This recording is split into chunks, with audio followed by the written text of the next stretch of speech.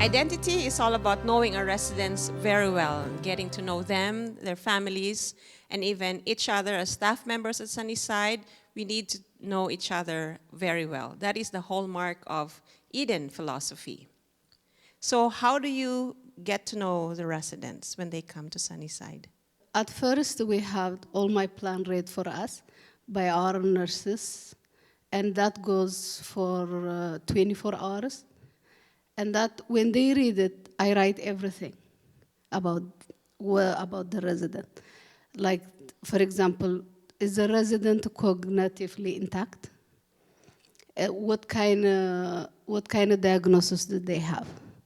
For them to be for ability, like to be able to move, to be able to talk.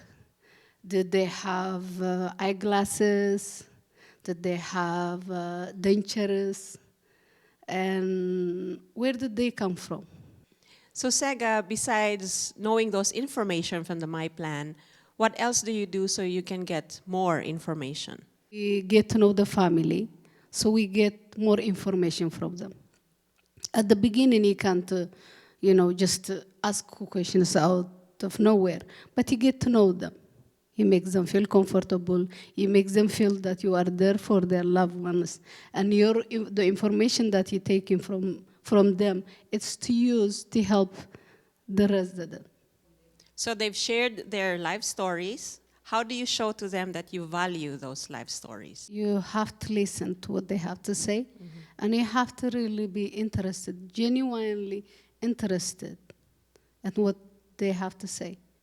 So Sega, how does it impact care when you know your residents well? It becomes like a family member that you see every day. And it's just, by the expression of their face. They don't even have to say nothing. So of course, and then you keep asking them, are you okay? Is everything, okay with you? Did you have a good day? You can check their temperature. For example, they are not sick. You've recently received an appreciation card from a family member. Would you like to share that with us? And this is the card she wrote to me. Sega, thank you. Thank you from the bottom of my heart for being such an amazing caregiver to my mom. Knowing that she was so lovingly cared for means so much and provided me comfort. Thank you for always saying hi and for the visit when my daughter and I went to see my mom. Thank you for your kindness and caring of both my mom and myself and her final hours. Thank you for your kind words and stories of my mom while she was at Sunnyside. Thank you for encouraging me to celebrate her life and to remember all of the amazing memories I have of her. Thank you for being you. Love, always, Myrna Kinley, Janine Wilson's family.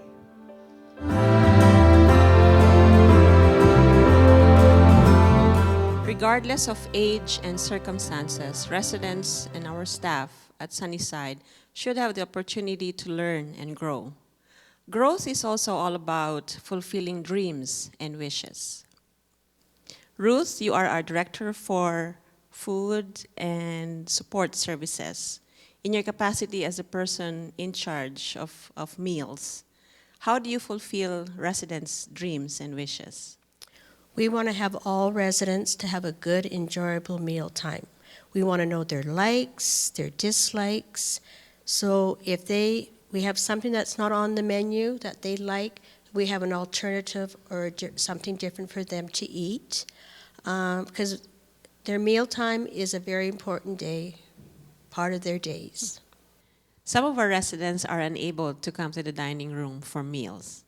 We always have room service available for them at all times, whether it's breakfast, dinner, or supper. And we also have sometimes we have difficulty swallowing, and so we have assessments that are able to be done. We call the dietitian or even the speech pathologist. On their request, they can come in and check with the resident and tell us what their swallowing assessments are. They may have to go on for a few days, like I say, onto a pureed diet from a minced diet, but it's all done through the requisitions. Growth is about supporting the strengths and abilities of the residents. And one way of doing this is by setting goals of care. Margie, you're one of our nurses. What do you do to set goals of care? Initially, we get a resident's information that is sent to us through the file from CPAS, that's Client Patient Access System.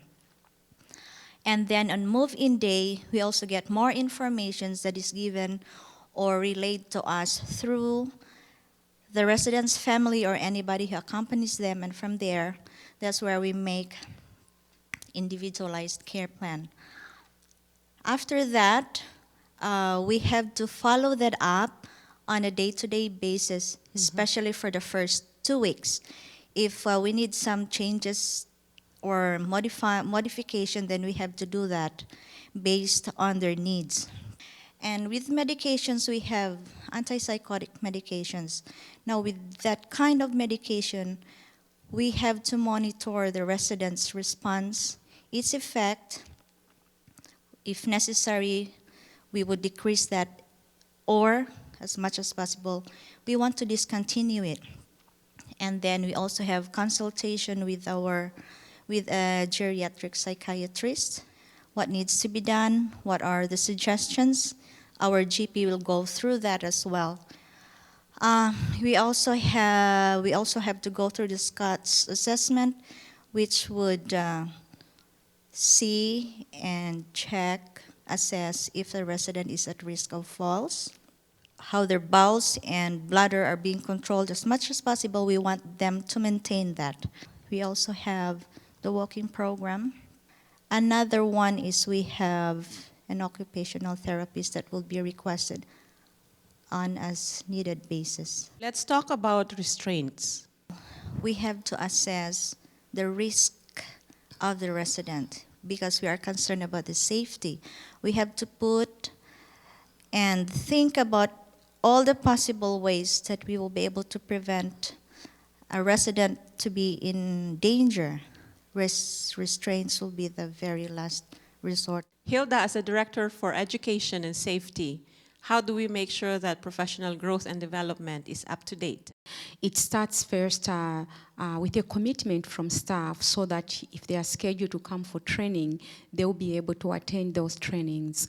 And also the huge part is to make sure that management itself, they are committed in providing the resources that are needed to make sure that the training is given for staff. How do you mentor and coach our staff? On day-to-day basis, there are times when you see that a staff member is lacking in a certain skill, or a staff member approaches you just for some insights of how they should do a certain procedure or how they should do a certain practice. And that's a time when you seize the moment to go back to what you taught them in class and to bring it back to them. And sometimes the way I do it, I like asking them questions so that they can tell me what's on their mind and what they know, and I just fill in what they do not know. When we started Eden and we were thinking of adapting the Eden philosophy, we put together a 5-year education plan. Would you like to talk about that? Of items that were identified in that plan, I was glad to look at that, and we kind of achieved everything that we planned to do in the first year. And we are hoping just to continue going in the other years to see what kind of things we can also equip staff with. We have a training whereby we do have what is called hurdles. To me, I look at that as a time to educate people. Growth for staff means fulfilling the mission and vision of Sunnyside. Randy, as the administrator of Sunnyside. So can you tell us what the mission says? So caring, there's 2 parts to our mission. Caring, obviously, in long-term care is the biggest part of our mission. Caring for one another, and as Christ would. And in the Bible, when you read about the life of Christ, he actually spent more time caring for people than he did preaching. And so we really feel he's our example. We are a Christian organization, and so we want to be able to follow that example, provide care, and as I said, all directions, so not just to residents, but to our staff. And our vision? To be a home that provides a meaningful and abundant life. So we want to be able to have a home where people are saying, yeah, this is the best place for me. I am enjoying it here. I'm able to not look at life as being declining, but to be able to look at life as I'm going to do as much as I can and live the best life that I can. And that's what we want Sunnyside to be able to provide for our residents. Also, I look at our home as having three things that we want to be able to go forward on. Sometimes you can call it a tripod with 3 legs. Those 3 legs obviously need to be balanced, otherwise the tripod's going to fall over. And those 3 legs are the building itself. The second leg is the care, the medical care that we provide. We want to be able to have the best possible care. And then the third leg, and the newest leg, is the culture of the organization and being able to trust each other. We work together well, and it just makes for a great home to live and to work. So as a staff working at Sunnyside, what can I do to fulfill the mission and vision? Well, Sunnyside certainly needs all of our staff to participate in order to be successful. We have right now approximately 165 staff, and I think the most important thing is relationships, and that helps to build that trust, and we want to keep that going. We are well on our way to fulfilling our mission and our vision. Autonomy is all about empowering residents. Marcia, can you tell us your role at Sunnyside? What I do is I go to the room, and if the person is there, I say, do you mind if I make your bed today? Usually they say yes. And then I go ahead and go about my duties, and I try to involve them in the small choices that I have to offer. Do you want a fluffy comforter? Do you want a pretty comforter? Do you want a thin blanket, a thick blanket? And in those small choices, I think it gives them a say in their day-to-day. With autonomy, our residents should be able to decide what goes into their rooms. I'm talking about personal effects. What have you seen? Well, I think we should be treating their rooms as their actual home. And at your home, people don't barge in, rearrange your pictures, or decide that you need to have certain effects up or down. You get to choose that. So I think definitely the people that live with us, they should be able to see their things. They should be able to touch their things. It should be an extension of themselves as much as it can be. How do we uphold dignity and respect for our residents? So many little things are involved in dignity and respect, and they're so easy to do. Number one, knock on their door when you enter their home. They're not always going to answer, but at least they know someone's coming in. When you talk to them, look at them, address them as you would any other person. And for the ones that are in wheelchairs, sometimes it's just crouching a little and making sure that they can see you so that they can communicate back and forth with you. Rico, you are one of our CCAs, one of our continuing care assistants, a care partner. So what does coercing or forcing care look like? When I feel that the resident is not yet ready, or the resident verbally expressed that he or she is not yet ready, I always acknowledge that. I just leave them and tell them I will come back after 10 minutes. But before I leave, I always make sure that they are safe, either in their bed or in their chair. In relation to care, how can we provide choices or autonomy? I noticed that residents enjoy when they are given choices and autonomy, such as letting them choose their own clothes, handle their own hygiene activities sensitively, and having them participate in social activities. With autonomy comes residents' rights. Can we please review what the residents' rights are? Can you tell me some of them? Residents have the right to be treated with consideration and respect, with consideration of their dignity, privacy, and individuality.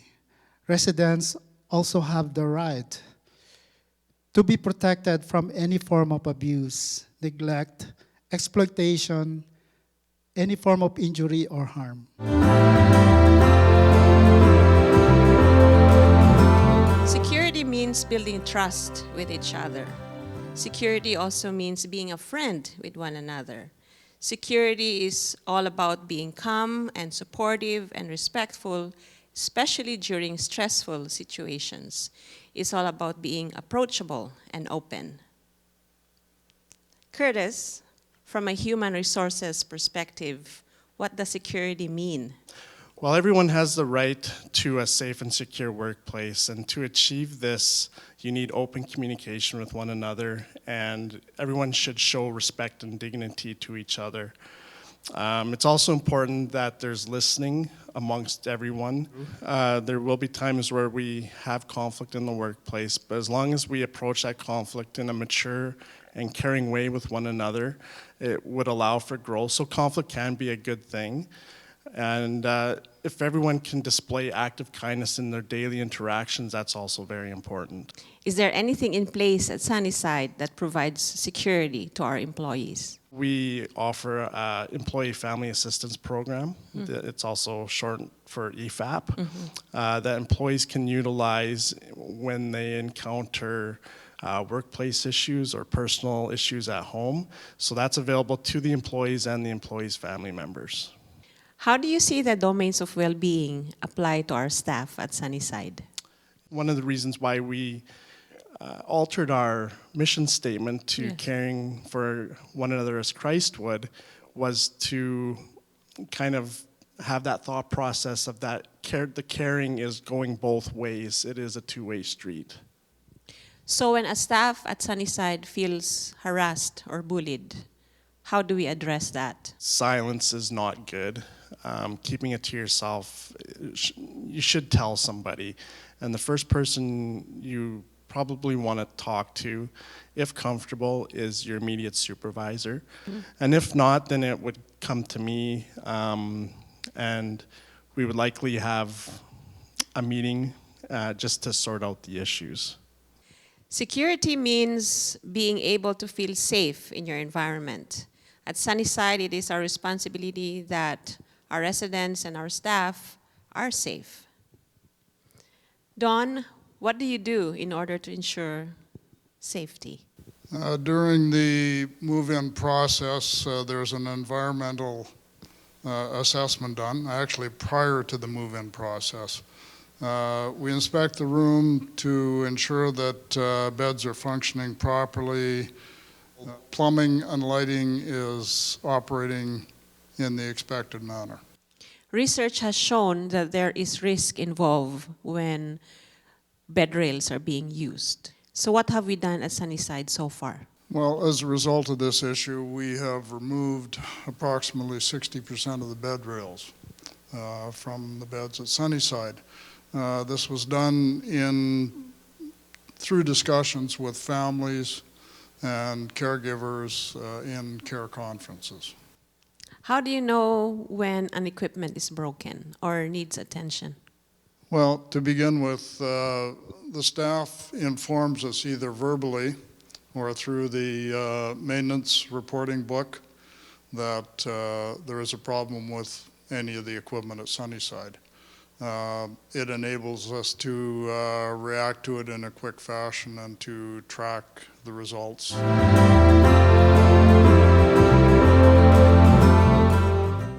Connectedness is about having a link with someone. In this aspect, this is a link between ourselves, the staff members, and our residents. Dan, as one of our housekeeping staff, how do you establish that connection with our residents? What I like to do is find some common ground that I might have with them. And the one area that works for me is I ask them, where were you born and where were you raised? Because I find that most people that move into Sunnyside actually come from rural Saskatchewan, and we have common interests, common backgrounds, because I grew up in rural Saskatchewan, small town. How about on a daily basis? How do you establish that or maintain the connection? They're very interested in the weather. Like, well, what's the weather like today? How cold is it? Is it raining? And was it slippery coming to work? So I get those kind of questions. We look at their books, their pictures and stuff, and we talk about that. We now have a coffee bar at Sunnyside that the residents go to. And sometimes I'll say, well, why don't you come for coffee with me? And we'll go together.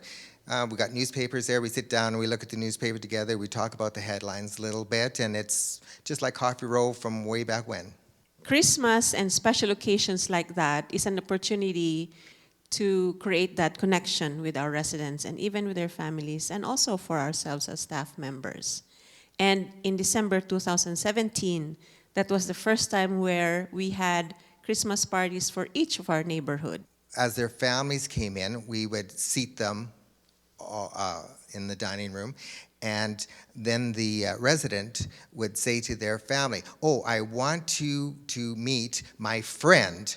They didn't call you my nurse or the housekeeper or whatever. They said, I want you to meet my friend. This is Dan, or whoever it was. And that was really a good feeling to think, gee, they consider me their friend. So I like that. Everyday life for a resident can be just a boring day, day in and day out. It's the same thing. And things loses meaning. One of the things we do is to try and make sure that a resident's day becomes meaningful for them. Amy, you're one of our recreation staff. What do you do to help make it a more meaningful day for our residents? Well, from my background in recreation therapy, I know that it is very important to give the residents a choice and options of how they want to spend their day and what activities they want to participate in. Giving them those options and contribute something, such as maybe sewing, baking, or even folding towels. So what have you found so far that's meaningful for residents? It's really meaningful if they have done it in the past, and that's what they're used to doing. For example, a homemaker, maybe, they spent their whole life cooking and baking and helping others. So if you try and get them to help in that, and maybe get them to help plan activities and help you do the dishes up after and bake and that kind of stuff, it really gives them a sense of purpose and they feel valued. How does a visit? And a simple visit might be just take a few minutes, but it might mean the world to them and make them feel valued, and even a little smile can brighten up somebody's day who might be having a bad day. Now let's talk about simple pleasures. Okay. What have you found are some of the residents' simple pleasures? It can be really anything, and they're all individualized. So maybe some residents, their simple pleasure is a hot cup of coffee and sitting down for a visit with them. But they're different for everybody, of course, right? It might be getting green lights all the way to work. That might be your simple pleasure, but somebody else might be a nice walk in the sun, anything like that. So when do we discover, or how do we discover these simple pleasures? It's really getting to know your residents, getting to know them and their families, asking questions, and maybe sharing some of your information as well, and that might make them feel comfortable, and you're working on building that trusting relationship with them. How do you know when a resident is helpless? How do you identify that? You can do that in a variety of ways, possibly from reading their care plan first and seeing what their diagnosis is, if that might have something to do with it. And then by going to see them, maybe the look on their face, maybe visiting with them. If they decline any activities, you can sit and visit with them and see what they're really interested in, and maybe trying to incorporate some of those into their activities. Joy comes from deeper relationships with our residents and with each other at Sunnyside. When we know each other better, then moments of joy and laughter takes place. Now, Tanya, home-cooked meal. Absolutely. It's welcoming to come into a dining room and a smell of a home-cooked meal, a fresh-baked cookie. It just takes a person back to a special time. back to their home, back to when they were growing up, back to when they were even cooking themselves.